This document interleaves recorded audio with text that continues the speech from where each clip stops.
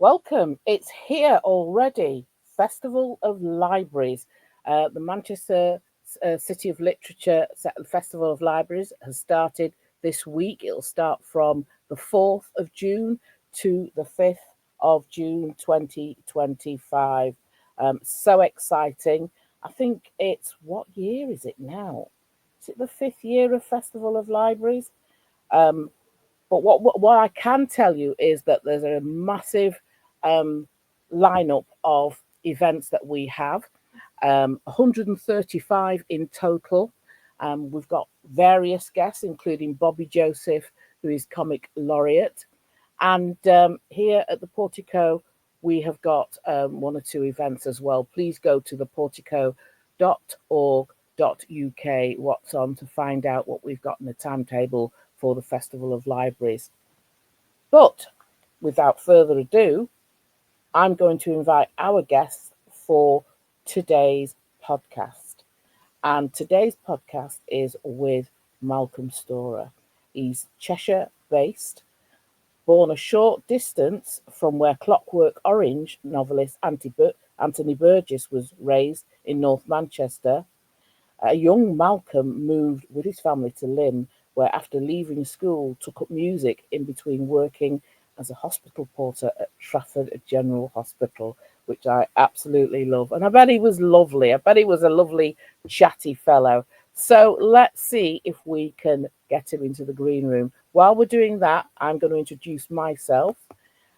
My name is Caroline Whitehead. I am chair of the Public Programme Committee and of the Portico Library, and it's just lovely to have you. Did you have a bit of a drink there, Malcolm? Getting yourself ready? I did. It's some 0% Heineken beer. Oh, 0% Heineken. So 0%. Non-alcoholic beer. Non-alcoholic beer, yeah. Okay. But you interrupted me there, so sorry about that. Yeah, story of my life, really. Story of my life.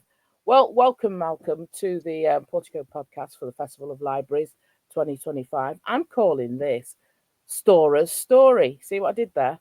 Fantastic. And thank you very much for having me on your show, by the way. No problem, no problem. Before I delve into your background, your musical career, and how you became an author, I want to talk about your latest book. I think it's number 8 in the lineup of books that you've got, isn't it? It is, yes, it is, and the latest one. And I'm really pleased with it and proud of it. So that's it. That's the one, Black. Yeah. Yes. Here it is. It's black. I'm going to read the back. Okay. It says, handsome, charismatic black defence barrister Michael Taylor despairs at the decline of the UK, watching helplessly as the country he loves slowly disintegrates. Then, following what he believes is the murder of his beloved grandfather at the hands of Asian landlords, he joins GB Patriots. Oh my goodness. A typical racist far-right party, and makes them acceptable to people of all races.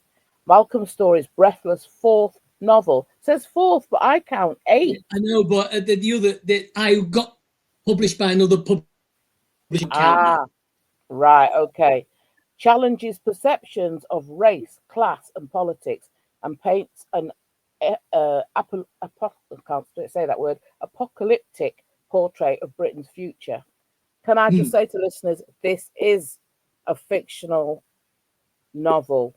It is. Even though certain things make you prick your ears up, it is a fictional novel. Malcolm, briefly tell us about the latest one. How hard was it to write? It was very hard.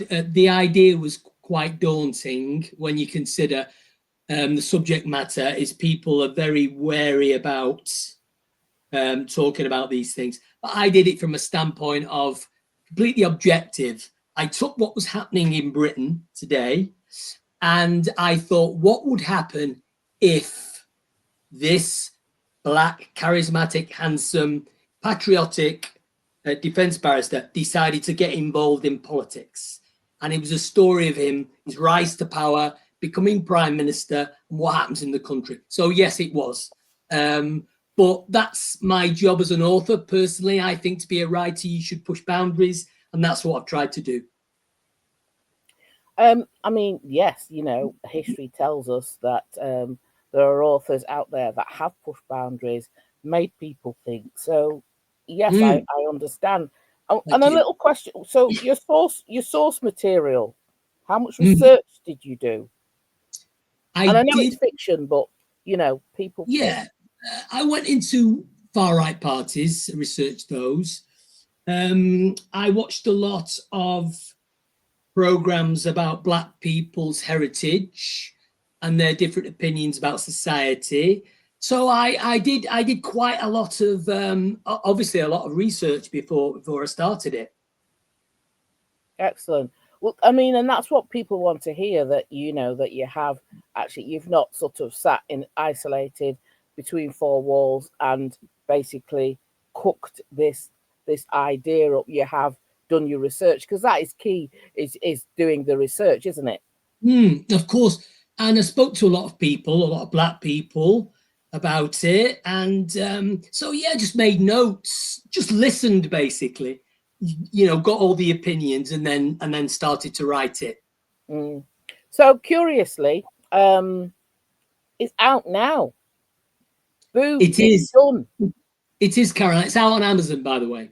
Yeah.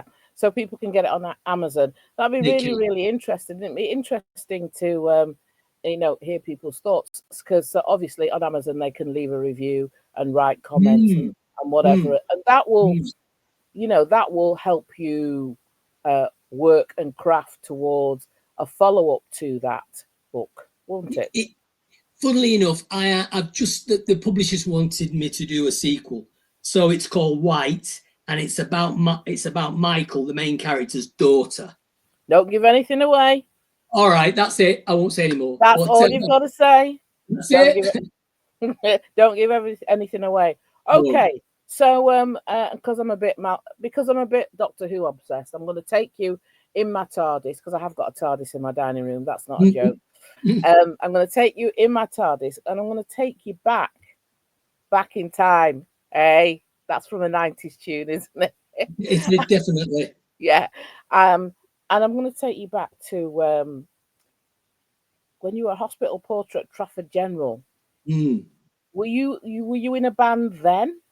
I was just biding my time until we went professional. Yeah. The band Okay. went. So tell us about Yeah. the band, the music, and the journey I there. mean, obviously, I started playing when I was very young, and I got to a stage where I met similar musicians, and we got together, and we formed a rock band called Lost Weekend. The unfortunate thing was, when we started to get known, it was the Manchester scene of the Stone Roses, Happy Mondays, and we were playing rock music, hard Led Zeppelin type rock music. But so we didn't sort of like get a massive record deal, but we did tour a lot around Europe and Britain.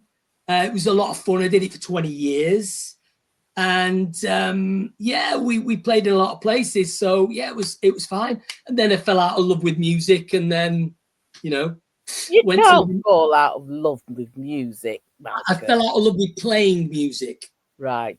You know what, Caroline? What it was a very nervous person, and it was hell for me to play live every night. Mm-hmm. Yeah. So I would drink, and I thought, well, this is no good. Um, what I loved more than anything was playing in a rehearsal room where there was nobody there. And so of course, being a writer, I'm on my own, so that's perfect. So yeah, I got very, very nervous. It wasn't very good for my health, to tell you the truth. Yeah.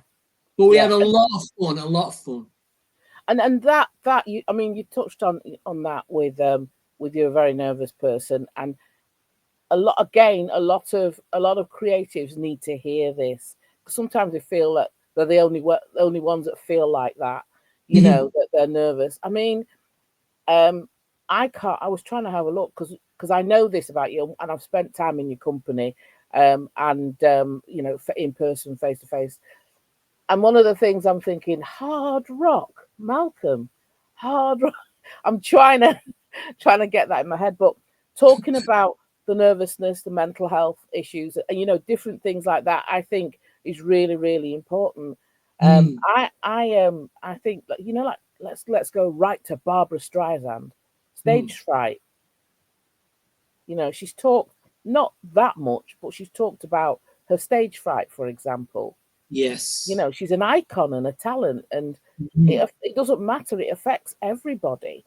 It's awful. It's an awful thing. You just want to run. But when they shout your name to go on, I just want to run out the door.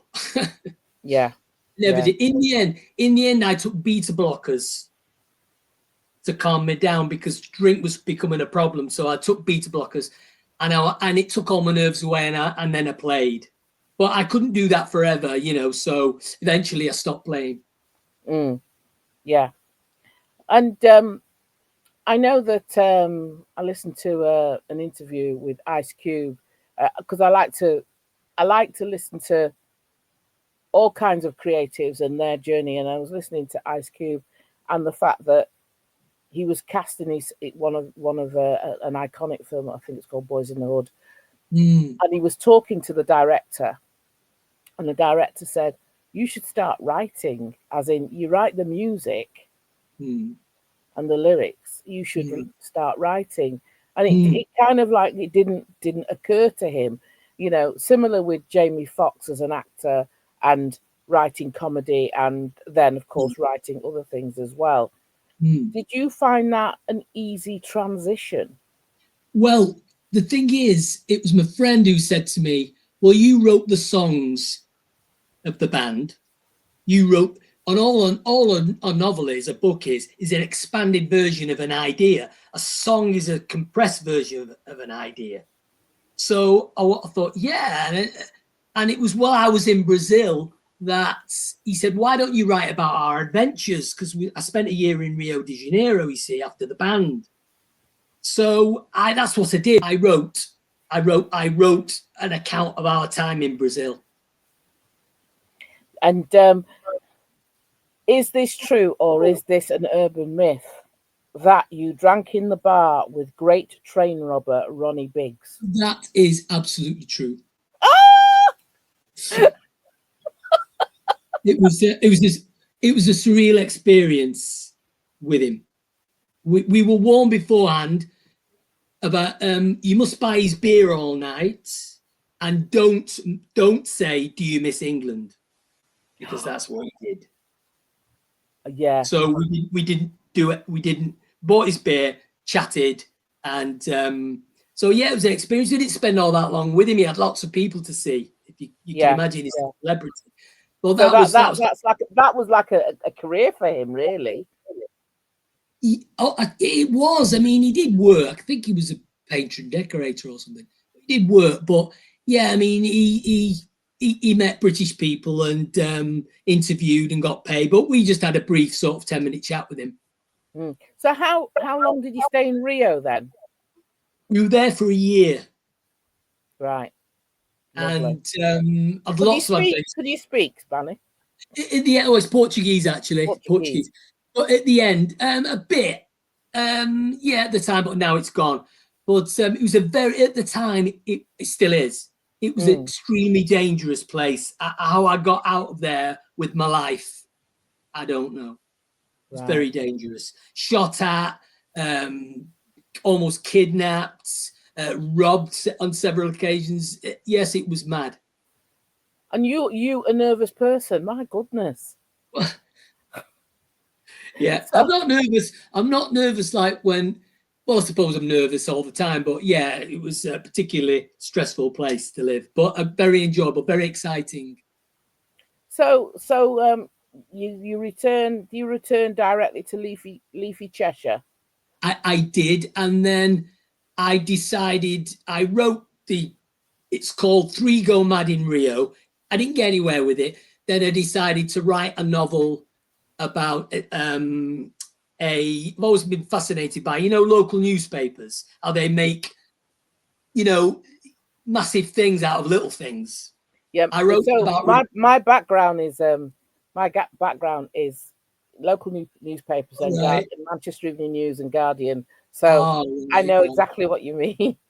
I wrote it was called the Wilmslow Comet. It was a fictional account of this local newspaper and this man who absolutely dreamt of working for the Telegraph, never did, and it was his frustrations, and that got picked up by a film company, and then I wrote the adaptation, and then loads of work came my way after that, ghostwriting, art criticism. So I've got a lot of sort of strings to my bow. That's brilliant. Let me just pick up one of those strings again. If any budding writers are here and listening, and also as well, because sometimes, because on my team, on my Zebra team, we have quite a few ghostwriters, but there are some people that are a bit snobby about it. What are your thoughts? I know you've done it, so what are your thoughts? As in, it's great to hone your craft, isn't it? Well, the thing is, I found it very interesting for that, honing my craft, because you have to write in the client's voice. So a novelist will just write as him. But when you write for different people, a self-made millionaire from Salford, a posh lord type figure, an explorer, a fashion designer, you've got to be good, because, in other words, when their friends read the book, they'll think, well, that's not them talking. And I was very, very good at picking up people's voices. And, you know, and I think that's the craft of a ghostwriter. But more than anything, you learn so much about the world. I know things now I didn't know about this tribe in the Amazon, just the business world, oil and gas business world, because I've met these people and I've had to research the stories. So it's very rewarding. I know there's a snob aspect to it, but there shouldn't be. There shouldn't be. No, they shouldn't. You're writing. You're writing. One of our because we have the Portico Sadie Massey Awards, and I think one of the judges says reading is like, I think she said, reading is like breathing in, and writing is like breathing out. And and of course, you can add that to the ghostwriting, because what you're doing in research with our team, we have I make them do pen portraits of the individuals, spend time with them, get the individuals to write, like they were back at school, write an essay, so something at 3 pages that's in their tone and in their style. So then that can be worked on and picked on, develop, Definitely. But advice for young writers, I would always say, everybody's got their, you know, who's inspired them, writers. And a lot of people, young people, first thing they want to do is write like their heroes. But what is absolutely essential, I learned this in the music industry, is you have got to be original. Just go with your voice and what you believe in. Not what books are out, not what's number one, not what style's in, right from you inside. And then you will naturally develop your own style if you listen to your own voice. Yeah, brilliant advice. Thank you. So Winslow Comet, you know, ghostwriting in between, which is great. And I'd say ghostwriting is good bread and butter, isn't it? Fantastic. Yeah, from a revenue point of view. And then I can't say this. Pneumatics of Massachusetts.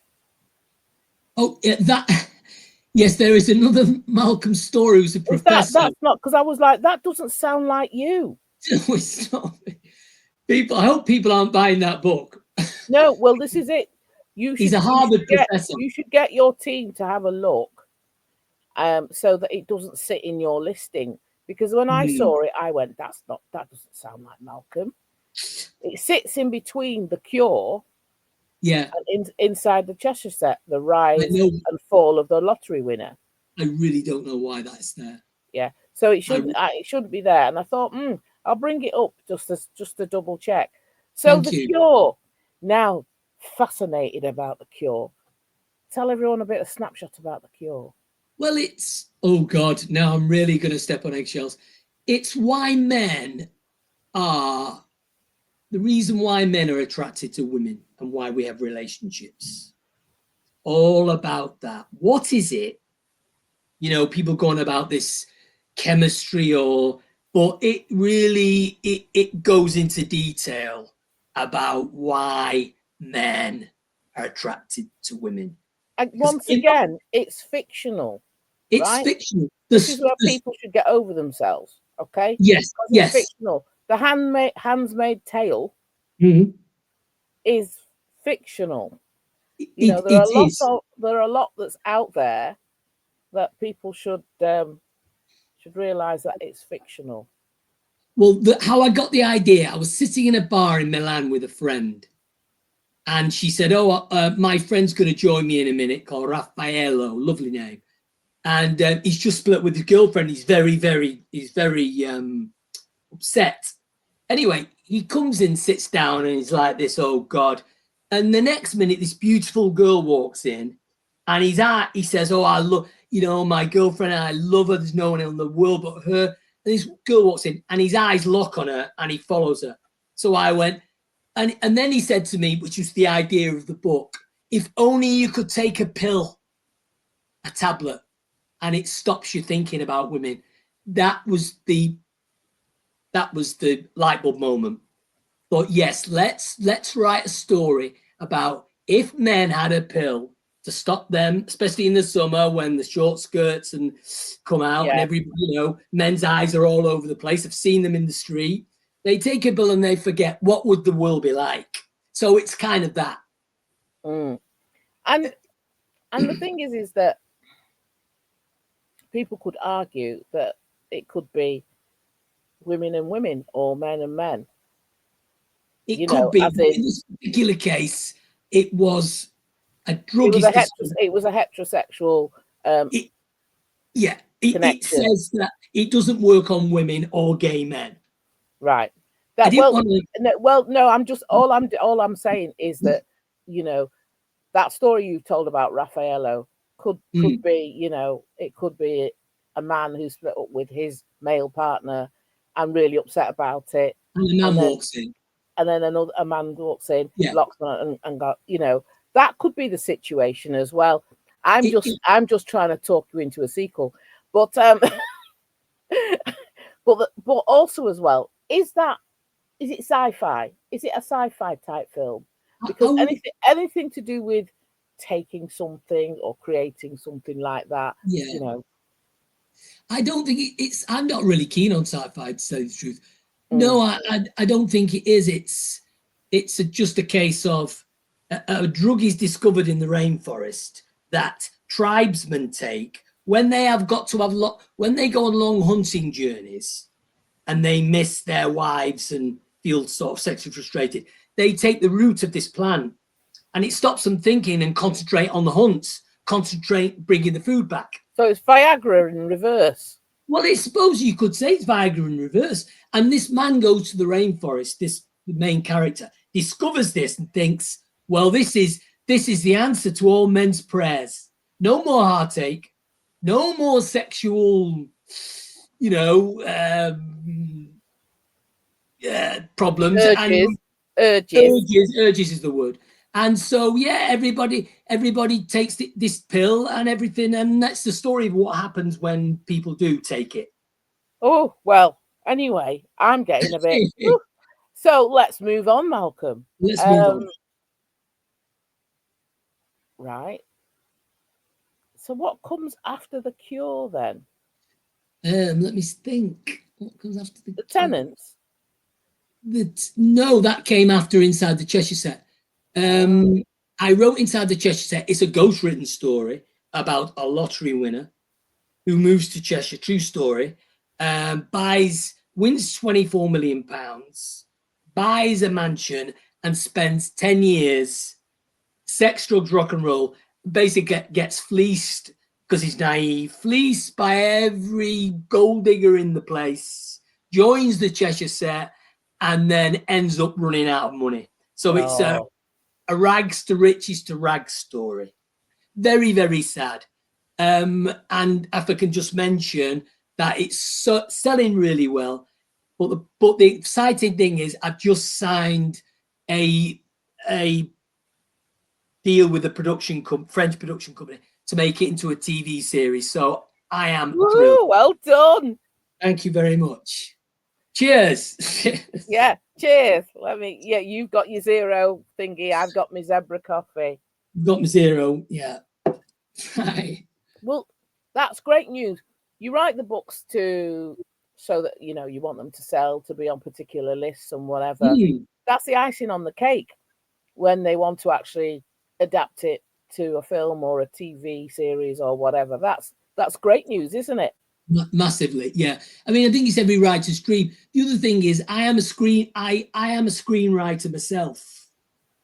I adapted it. I adapted Inside the Cheshire Set into a screenplay. I sent it to my agent, and my agent then hawked it round the production company and finally got interest from this French production company. So it was very exciting meeting the producer. She flew over from Paris to meet me. I met her in the Groucho Club in London. You've probably been in there, haven't you? Do you know what? I probably don't remember. I know that I haven't been in there. I haven't been in there. But I can tell you, Malcolm, that if you wanted any kind of support or assistance, I can make myself available for you. Well, are you any good for red carpets? I'm absolutely brilliant at red carpets. Great. Well, I've got your number. So you've got my number. You've got my number. You know where to get testimonials on what I'm like. Yes, on red carpets. I know you won't take the shine from me. I know you won't do that. I won't take the shine from you. I'm a very good. I'm known as a queen maker. It's funny. I'm known as a queen maker, but also a king maker, as in like the individual which will be nameless on one of your books. King making that individual. Oh yes, and very good. Yes, thanks. Thanks for arranging that, by the way. Yes. So, this is so exciting. Thank you. And I know that contracts and NDAs and things like that. I don't want to put you in a position where you let something slip. So we'll move on from that. We've celebrated that. From